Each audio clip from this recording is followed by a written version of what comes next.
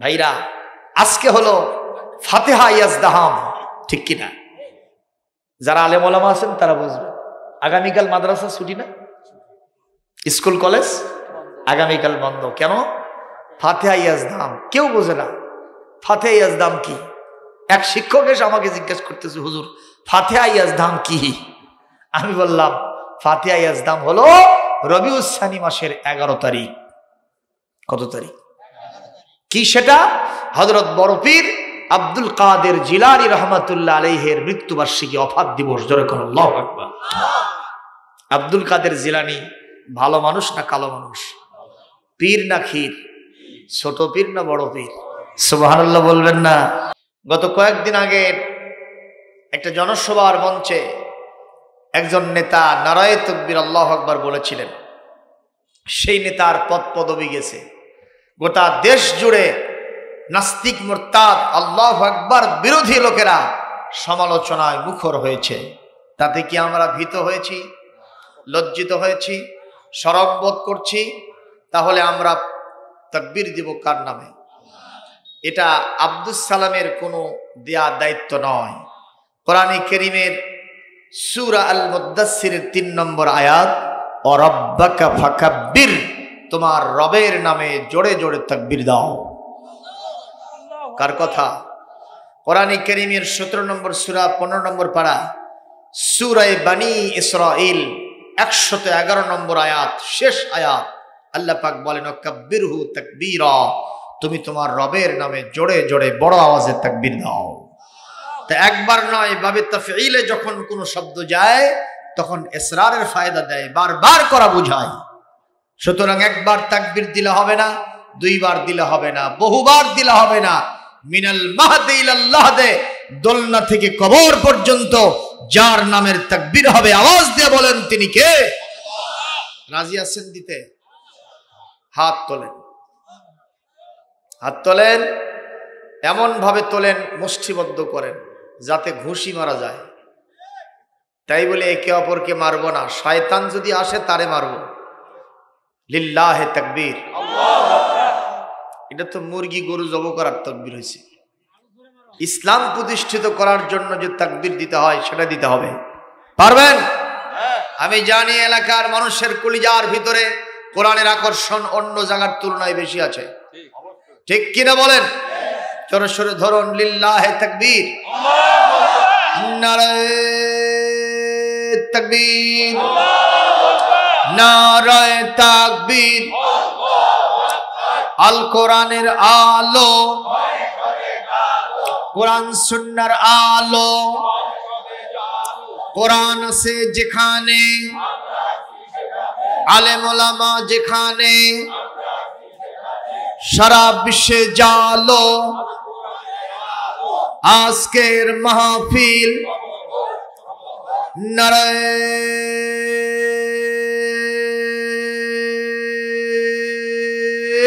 তাকবীর। আপনামান আলহামদুলিল্লাহ বলেন।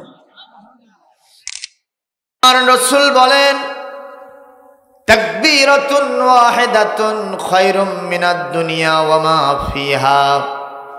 আল্লাহর নামের একটা তাকবীর, শ্রেষ্ঠত্ব, মহানত্ব, বরত্ব যদি ঘোষণা করা যায়, দুনিয়া এবং তার মাঝে যত জিনিস আছে তার থেকে শ্রেষ্ঠ কাজ হয়ে যায়। বলেছেন বিশ্বনবী হযরত মুহাম্মদ রাসূলুল্লাহ সাল্লাল্লাহু আলাইহি ওয়াসাল্লাম। এজন্য মাঝে মাঝে এটা একটু দেবেন। পারবেন না? খাবারের মাঝে সালাদ খাওয়া লাগে না? কথা কয় না? সালাদ খাওয়া লাগে, তাহলে খাবারটা ভালো ডাইজেশন হয়, ঠিক কিনা বলেন? অনুরূপ ভাবে মাহফিলের মাঝে মাঝে যদি তাকবীর না হয়, শয়তান এসে আসন গেড়ে বসে, মাহফিল পানসে মার্কা হয়। এই জন্য মাঝে মধ্যে আল্লাহর নামে তাকবীর দিতে হবে বলি ইনশাআল্লাহ। সম্মানিত ভাইরা, আজকে আমি আপনাদের সামনে আলোচনা করার জন্য ইতিমধ্যেই কোরআনে কারীম থেকে রেসিট করেছি, তেলাওয়াত দিয়েছি একটি আয়াত, একটি নয় 3টি আয়াত, যেটি এসেছে কোরআনে কারীমের 11 নম্বর পারা 10 নম্বর সূরা। সূরার নাম সূরা ইউনূস, 62, 63 এবং 64। কয়টা হলো? 3টা আয়াত। এই তিনটা আয়াতের ভিতরে আল্লাহ পাক আমাদের উদ্দেশ্যে গুরুত্বপূর্ণ কিছু মেসেজ দিয়েছেন, যা অনুসৃত হলে, মেনে চললে গোটা পৃথিবীতে মুসলমানরা সবসময় মাথা উঁচু করে দাঁড়াতে পারবে। কোথাও মুসলমান পদানত হবে না, মুসলমান মার খাবে না, মুসলমানদের জীবনে সে অনাবিল সুখ এবং শান্তি নেমে আসবে যা হযরত ওমরের সময় ছিল। সুবহানাল্লাহ। যা ছিল স্বয়ং বিশ্বনবীর জামানায়, যা ছিল খোলাফায়ে রাশিদিনের সময়ে, যা ছিল ইসলামের পঞ্চম খলিফা খ্যাত হযরত ওমর ইবনে আব্দুল আজিজের সময়ে। জোরে করে আল্লাহু আকবার। সেই রকম সময় কি আমরা চাই? অবশ্যই। কথা বলেন। ওই রকম সোনালী যুগ আবার আসুক, তা চাই? তাহলে আজকের আলোচনা শোনার কোনো বিকল্প নাই। ভাইরা আমার, হযরত ওমরের সময় কেমন শান্তি ছিল আর অশান্তি কেমন ভাবে দূর হয়ে গিয়েছিল একটু কথা বলবো ছোট্ট একটি ঘটনার মাধ্যমে। হযরত ওমর রাদিয়াল্লাহু তাআলা আনহু মদিনার রাস্তায় হাঁটতেছেন। তিনি দিনের বেলাও নয়, রাতের বেলাও নয়, তাহলে কোন সময় হতে পারে? দিনও কিংবা রাত্রি, এ কথা ওখানে উল্লেখ নাই, যার কারণে আমি বলছি যে কোনো সময় হতে পারে। ওনার সাথে কিন্তু বিশাল বাহিনী ছিল না। আজকে আমাদের দেশে যদি একটা মেম্বারও কোন অনুষ্ঠান আসে, তার পেছনে 20 জন আছে। কথা কয় না? থাকে না? ওদের জ্বালায় মেম্বার অস্থির, ঠিক কিনা? উনি হয়েছেন মেম্বার, পেয়েছেন একটা চেম্বার, ওনার বেড়েছে টেম্পার, জনগণের চরিত্রের হ্যাম্পার। কথা কোন ঠিক কিনা? অর্ধেক পৃথিবীর শাসনকর্তা আমিরুল মুমিনিন খলিফাতুল মুসলিমিন, তার সাথে কোনো লোক নাই, উনি একাই ঘুরতেছেন। মারহাবা, জোরে কম। উনি গিয়েছেন হিমসনগর সফর করতে, তখন তার সাথে কোনো বাহিনী নাই। ওখানে যখন তিনি গেছেন, গেটের ভিতরে কিছু লোককে তিনি দেখতে পেলেন, তাদের সাথে তিনি একটু সংলাপ করার জন্য দাঁড়িয়ে গেলেন। উনি বললেন, এই এলাকায় যিনি শাসন করেন তার নামটা কি তোমরা জানো? ওনারা বললেন, ওনার নাম হলো সাঈদ ইবনে আমর আল জুমাহি রাদিয়াল্লাহু তাআলা আনহু। উনি কেমন শাসন কার্য পরিচালনা করেন? বলে, আমাদের যিনি শাসনকর্তা, ওনার যে সুন্দর পরিচালনা পদ্ধতি, এতে আমাদের কলিজা ঠান্ডা হয়ে গেছে, আমরা শান্তিতে আছি। মারহাবা কোন? হযরত ওমর দেখলেন কিছু সংখ্যক লোক এই সার্টিফিকেট দিল, আর অধিক সংখ্যক লোক তারা চুপ করে থাকলো, তারা কিছুই কয় না। উনি জিজ্ঞেস করলেন, তোমাদের খবর কি? বলে, আমাদের নেতার বিরুদ্ধে 1 নয় 2 নয় 4টা অভিযোগ আছে। জোরে কোন? কয়টা? আরো জোরে। 4টা অভিযোগ আছে। আপনাকে বলে আমাদের কোনো লাভ নাই। আমরা যদি কোনোদিন আমিরুল মুমিনিন খলিফাতুল মুসলিমিন ওমরকে পাই, সেই দিন তাকে বলবো। আপনাকে বলে আমাদের কোনো কাম নাই। এই লোকগুলি তাহলে কি হযরত ওমরকে চিনতে পেরেছেন? যখন, কারণ উনি যখন হিমস নগরীতে আসতেছেন, ওনার জন্য গেট হয়ে তোরণ তৈরি করা হয় নাই। অথচ আমাদের দেশে যিনি আসুন না কেন, বগুড়ায় আসবে ঢাকা থেকে, শেরপুর থেকে গেট বানানো শুরু হয়। অবশ্য বগুড়াই নাই, আছে। কাহালুতে নাই, আছে না? নাই। বাইরে আমার বিশ্বের অন্য কোন দেশে এইরকম মানের কোন আয়োজন রাষ্ট্রপ্রধান, সরকার প্রধানের জন্য হয় না। কোন দিক থেকে রাষ্ট্রপ্রধান আর সরকার প্রধান পার হয়ে গেল, ওরা টেরি পায় না। কথা কন? কারণ ওরা জানে যে চেয়ারে উনি সাহেব বসে আছেন, একদিন সেই চেয়ার থেকে তারে নামতে হবে, তখন আমাদের কাতারে তাকে সামিল হতে হবে। ঠিক না? ঠিক। আমরা যখন কেউ কোথাও চেয়ারে পাওয়ারে বসি, মনে করি বাবা বাপ দাদার সম্পদ ওয়ারিশি সত্যি পেয়ে গেছি। এটা আমি সুপার গুলো আটা দিয়ে বসছে, এখান থেকে কেউ নামাতে পারবে না। এরকম টেন্ডেন্সি আছে না নাই? জোরে কোন? ওনার সাথে কোনো গেটওয়ে নাই, ওনার সাথে কোনো বাহিনী নাই, যার কারণে ওনাকে ওই লোকেরা চিনতে পারতেছে না। উনি বললেন, আমাকে কি চেনো? বলে, না, আপনাকে চিনি নাই। আস্তে করে কানে কানে বললেন, আমি হলাম আমিরুল মুমিনিন খলিফাতুল মুসলিমিন, আমার নাম ওমর ইবনে খাত্তাব। সুবহানাল্লাহ। জোরে বলেন, আরো জোরে বলেন। এই কথা বলাও সারা, ওরা চার হাত পাও নিয়ে লাফে ওঠাও সারা। কার সামনে কথা বলতেছি রে? শয়তান যার সামনে দাঁড়াতে পারে না। বেয়াদবি হয়ে গেছে, আমিরুল মুমিনিন আমাকে মাফ করে দিবেন। বলে, না, তোমরাই সঠিক কাজটা করেছো। অপাত্রে তো ঘি ঢালা যাবে না, উলুমনে মুক্ত ছড়ানো যাবে না, ঠিক কিনা? বলো এখন কি তোমাদের অভিযোগ?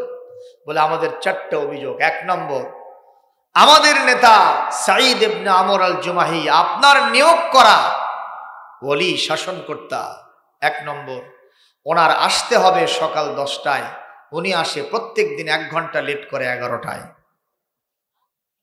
1 নম্বর। কয় নম্বর এটা? কি করে আসে? অফিসে আসে বিলম্বে করে। কয় ঘন্টা? 1 দিন নয়, প্রত্যেক দিন। আমাদের 2 নম্বর অভিযোগ, আমাদের নেতা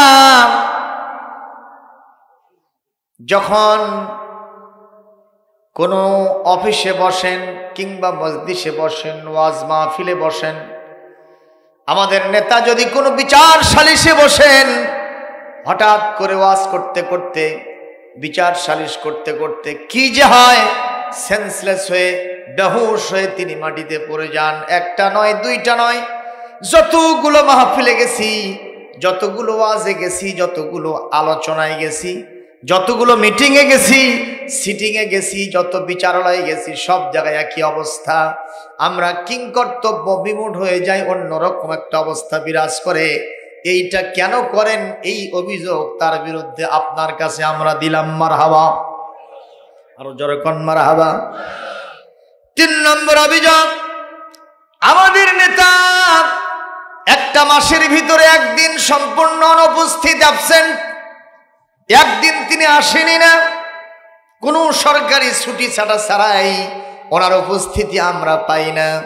সুতরাং এই কারণে আমরা তার বিরুদ্ধে অভিযোগ দায়ের করলাম, উনি কেন 1 দিন অনুপস্থিত থাকেন।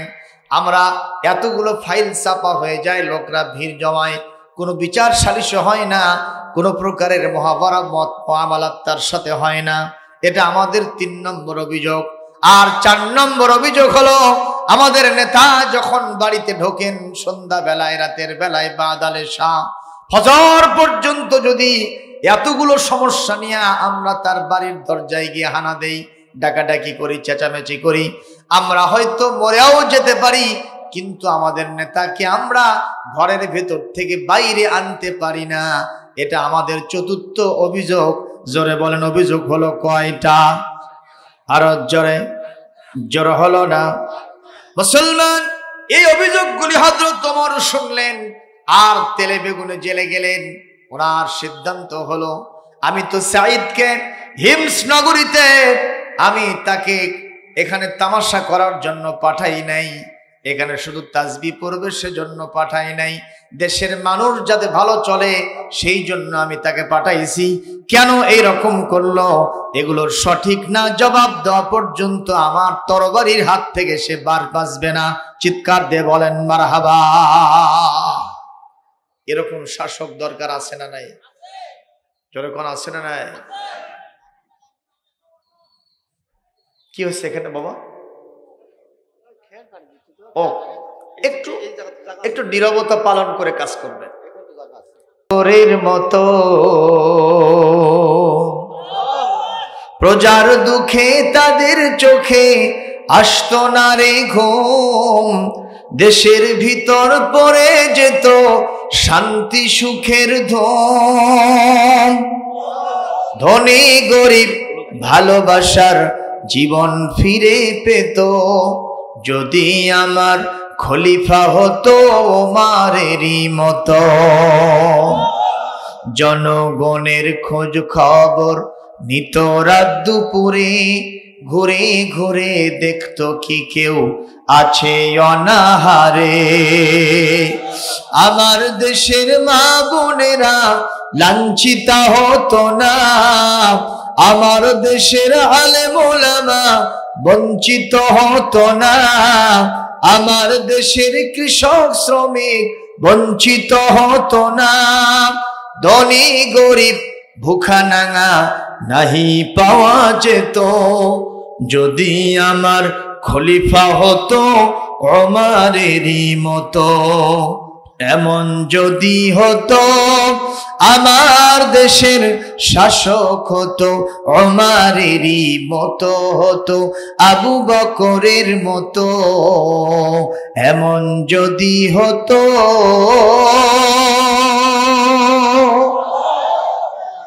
তাহলে কেমন হতো? এ কথা বলেন না কেন? আপনাদের মনের প্রশ্ন হতে পারে, হুজুর যে বক্তাই ওঠে খালি ওই নেতা নেত্রীর কথাই কয়, আপনারা একটু ওয়াজ শোনান। তা আমি কি ওয়াজ শোনাচ্ছি? আমাদের দেশের ওয়াজ মানে খালি জরিনের কিচ্ছা, যেরকম ঠিক না ঠিক উড়ে যায় রে জোর কবিত ফাতেমা কান্দে কয়, কথা কন। এগুলো হচ্ছে ওয়াজ, কিন্তু এগুলো ওয়াজ নয় না। প্রকৃত ওয়াজ হলো আল কোরআনের ওয়াজ। জোরে বলুন ঠিক কিনা? আল্লাহ বলেছেন ইয়াইযুকুম লাআল্লাকুম তাযাক্কারুন। কোরআনে কারীম সূরা নাহল 90 নম্বর আয়াত। আমি আল্লাহ তোমাদের জন্য ওয়াজ করতেছি, আমার ওয়াজ যদি তোমরা বোঝো, জানো আর মানো, আবার ওমরের ওই শাসনটা গোটা পৃথিবীতে কায়েম হয়ে যাবে। বলি আল্লাহুম্মা আমিন। শুনতে রাজি আছি? কোনো সমস্যা নাই তো? হ্যাঁ, আমার আলোচনা কিন্তু কারো বুকের ওপর যেতে পারে, কারো গলার ওপর দিয়ে যেতে পারে, কারো মাথার ওপর যেতে পারে, তাতে সমস্যা হবে না তো? তবে এই কথা সত্য ইনশিওর করছি, উইদাউট কোরআন এন্ড সুন্নাহ, কোরআন ছাড়া সুন্নাহ ছাড়া কোনো কথা হবে না ইনশাআল্লাহ, বিমাশিয়াতিল্লাহ সুবহানাহু ওয়া তাআলা। বলি আল্লাহুম্মা আমিন। প্রিয় ভাইরা, এটা কি কোনো কনসার্ট, কোনো নাটকের মঞ্চ? এটা কোরআনের মাহফিলের একটা আদব আছে, এই জন্য আমরা নিশ্চুপ শুনবো, আর মাহফিল শেষ না করে কেউ উঠবো না ইনশাআল্লাহ। শেষ পর্যন্ত থাকতে রাজি আছেন? দেখি কারা কারা রাজি নাই। বুঝতে পারেন নাই?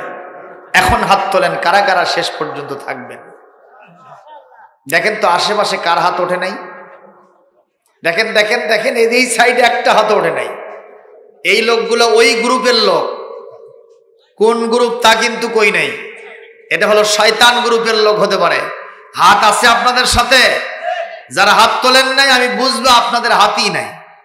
না থাকলে তুলবেন কি? কোরআনের মঞ্চে হাত তুলতে পারেন না মিয়া, এ হাত কোথায় উঠবে? জোরে কোন ঠিক কিনা? জোরে সোরে হাত তোলেন। আল্লাহ শেষ পর্যন্ত কবুল করুন, বলি আমিন। প্রিয় ভাইরা আমার, আমি কোরআনে কারীমের যে অংশ থেকে তেলাওয়াত করেছি, আল্লাহ পাক বলেন আলা ইন্না আউলিয়া আল্লাহ,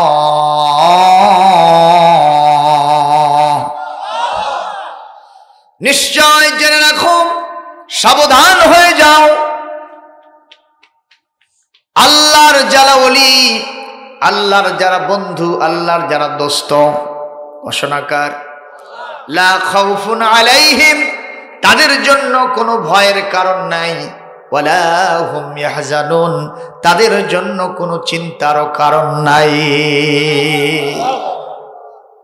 প্রশ্ন হতে পারে, হুজুর আল্লাহর ওলি বলতে তো বুঝায় ওই আপনার মসজিদে আগে ছিল, এখন বর্তমানে কুবা মসজিদ থেকে আবার আর একটা মসজিদে আসছে, SOS শিশুপল্লীর পাশে, কথা কয় না?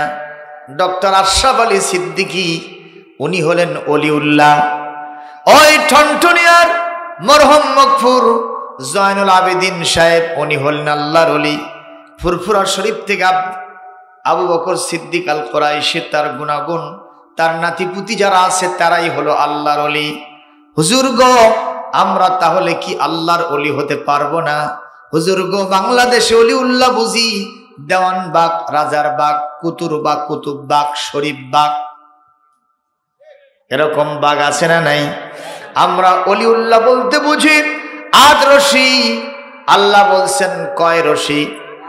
আর ওখানে হলো কয়টা? আমরা বুঝি চরমনাই, আমরা বুঝি সিদ্ধেশ্বরী, আমরা বুঝি সেই সুরেশ্বর, এগুলো আমরা বুঝি। হুজুর, এগুলো কি আল্লাহর ওলি? ওদের জন্য কোনো ভয় নাই, চিন্তা নাই, তাহলে আমাদের খবর কি? আল্লাহ বলছেন না না, কেউ কেউ কোন জায়গায় শুধু খানকার বক্তব্য নিয়ে বসে থাকবেন, এরাই শুধু আল্লাহর ওলি না। 2টা গুণ যদি অর্জন করতে পারো, এই মাহফিলে বসা একজন অটো ভ্যান চালক, দিনমজুর, কুলি শ্রমিক, মেথর, 2টা গুণ বৈশিষ্ট্য যদি লালন করতে পারে, সেও আমি আল্লাহর ওলি হয়ে যাবে। আরো জোরে কোন আল্লাহু আকবার, আরো জোরে কোন আল্লাহু আকবার। ও মুসলমান, কয়টা গুণ? আমার আল্লাহ সবাইকে বন্ধুত্ব বানাতে চান, সুবহানাল্লাহ। কোন বন্ধুত্বের শৃঙ্খলে সবাইকে আবদ্ধ করতে চান। আল্লাহ পাক বলেন নবীর মাধ্যমে, নবীজি বলেছেন কুল্লুকুম মিন আদম, তোমরা সব আদম থেকে আসছো, ও আদম মিন তুরাব, আর আদম আসছে মাটি থেকে, ফাকুল্লুকুম সাওয়া, তোমরা সকলেই সমান, আমার কাছে কারো কোনো বক্তব্য আলাদা নাই। তবে এই 2টা গুণের অধিকারী যারা হবে, তোমরা সাধারণ মানুষের চাইতে তাদের মর্যাদা আমি বেশি দিয়ে দিব। তোমরাও যদি অর্জন করো, তাহলে তোমাদের মর্যাদা তাদের মর্যাদার সমান হয়ে যাবে। কয়টা গুণ? আরো জোরে, জোর হলো না। এটা দেখালে ভি হবে, ভি মানে ভিক্টোরি, ভিক্টোরি মানে বিজয়। আছে 2টা আছে আঙ্গুল, তোলেন তো, তোলেন। বিজয় চান না আপনারা? বিজয় চায়, এরকম এরকম করে দেখা যাচ্ছে কি সবাইকে? আলহামদুলিল্লাহ, হাত নামান। তাহলে বলেন তো গুণ কয়টা? আরো জোরে। এই যে মিছিলটা করলাম, লাভ না লোকসান? গাছের একটা ডাল নামে না, গাছরা চিন্তা করলো এই ডালটা লক্ষ্যচ্যুত হয়ে কোনো জায়গায় পড়ে যাবে, বাড়ি ঘর ভাঙবে, টিনের চালটা নষ্ট হবে, কারো মাথার উপরে পড়তে পারে, ঠিক কিনা? ওখানে একটা রশি টাকায় টানায়া শুধুমাত্র একজন বলে মারো, টান। আরো জোরে, জোর হলো না? এই যে হিঞ্জ হিঞ্জ বলতেছে, এটা কি কোরআন হাদিসে আছে? এইটা বলার মাধ্যমে একটু জজবাটা বেড়ে যায়, আর ডালটা লক্ষ্যভ্রষ্ট হতে পারে না, যেখানে নামাতে চায় ওই জায়গায় নামে যায়। কোরআনের মঞ্চে যদি মিছিল করেন, জিনিসটা মুখস্থ হয়ে যায়, ঠিক কিনা? আমাদের দেশে আনারস মার্কা, ছাতা মার্কা, বোতল মার্কা, কলকা মার্কা আছে না নাই? সেইটার মিছিল করতে গিয়া আপনি ফেনা তুলে ফেল দেন মুখ দিয়ে, কতক্ষণ, ঠিক না ঠিক? আমি একবার চেয়ারম্যান ইলেকশন করছিলাম, ওই মিছিলে বাপ বেটা কোনো বাস বিচার নাই। আমি বাড়িতে এসে দেখি আমার ছোট্ট ছেলে মিছিল করতেছে, সালাম ভাই, যেখানে আমরা আসি সেখানে। আমার বেটা আমাকে ভাই করে করছে। এরকম কারবা আছে না? জোরে কোন আছে না নাই? আর কি পাইছে ওই মিছিলের কারণে? এক কাপ চা না, 1 কাপ কা। কারণ ভোটের চা আর খেলের পালার পচা পানি, এই 2টার মধ্যে কোনো ডিফারেন্স নাই। এইটা মারতেছে, ঝড় তুলতেছে আর মিছিল করতেছে। ওই মিছিল সব বাদ দিয়া কোরআনের মিছিল করতে হবে। কয়টা গুণ? 1 নম্বর, আল্লাযীনা আমানু,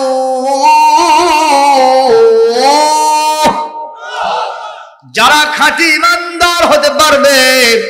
আর 2 নম্বর, কানু ইয়াত্তাকুন,